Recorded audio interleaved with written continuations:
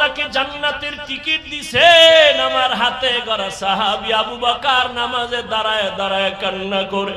আমি নবী সইতে না পাইরা বের হয়ে গেলাম।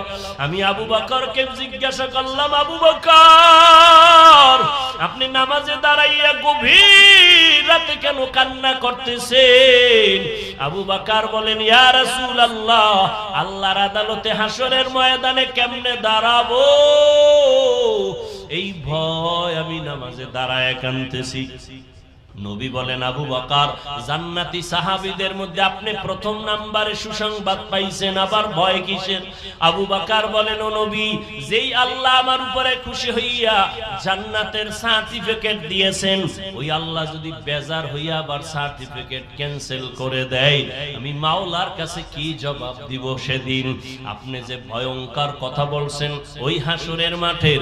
আম্মা জান আয়েশা বলেন,